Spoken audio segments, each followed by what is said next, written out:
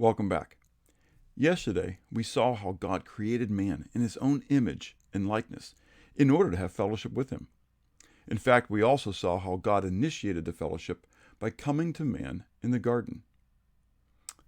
We also saw, though, how sin impeded the fellowship between man and God. It still does. Yet, as we saw, God desires for us to be reconciled and to be restored into fellowship with him once again. Today we want to continue considering the testimony of the book of Genesis, the book of origins, to see how this intimate relationship that we refer to as prayer continued even after man was put out of the garden. I'd like to read from Genesis chapter 4, verses 1 through 16. Now Adam knew Eve, his wife, and she conceived and bore Cain, and said, I have acquired a man from Yahweh. Then she bore again, this time his brother Abel. Now Abel was a keeper of the sheep, but Cain was a tiller of the ground. And in the process of time it came to pass that Cain brought an offering of the fruit of the ground to Yahweh. Abel also brought of the firstborn of his flock and of their fat. And Yahweh respected Abel in his offering, but he did not respect Cain in his offering. And Cain was very angry, and his countenance fell.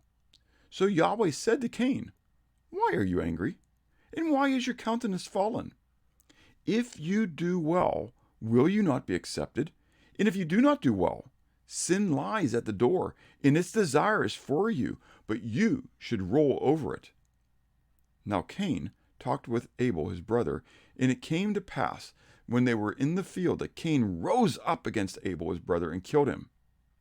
Then Yahweh said to Cain, Where is Abel, your brother?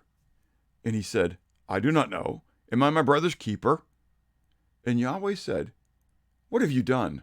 The voice of your brother's blood cries out to me from the ground.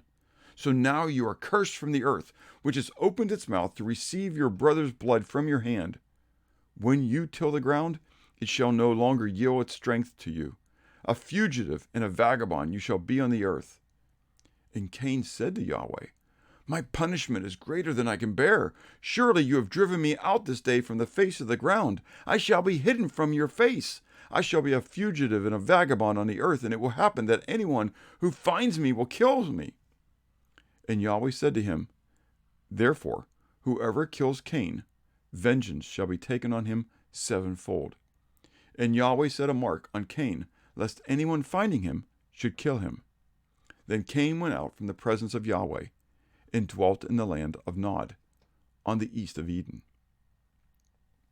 Notice again that it was Yahweh who would initiate the contact with the sinner. At first, Cain ignored the words of Yahweh and fell into greater sin. Yahweh told him, If you do well, will you not be accepted? If you do not do well, sin lies at the door, and its desire is for you, to consume you, but you should rule over it. Cain did not heed Yahweh's warning. He killed his brother. Yahweh again initiates the conversation with Cain. Where is Abel, your brother? Cain tries to brush God aside, but Yahweh would have none of it. Yahweh finally gets Cain's attention when he informs Cain of his punishment. Sadly, that's so much like us. Have you ever purposely sought to stifle the voice of God because you didn't want to hear what God was trying to tell you, trying to warn you of? Prayer is not me decreeing to God what he needs to do for me. Rather, prayer is conversational. It's two sides.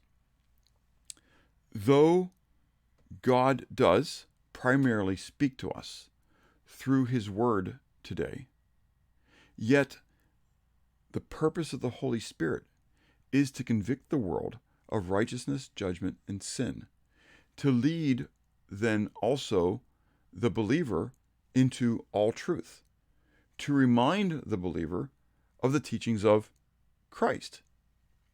And so God speaks to us by the Holy Spirit, many times through His Word, but sometimes even apart from His Word, reminding us of His Word, convicting us of our sin. Are there times that we, like Cain, push God aside and ignore what He's saying because we really don't want to hear it in our flesh? And then as a result, we fall into deeper sin. And sin has its consequences. The wages of sin is death. It's a fact. It's how it plays out. I need to be willing to listen to God at all times, even when He's telling me something that in my flesh I don't necessarily want to hear. But in my spirit, I know that I need to hear.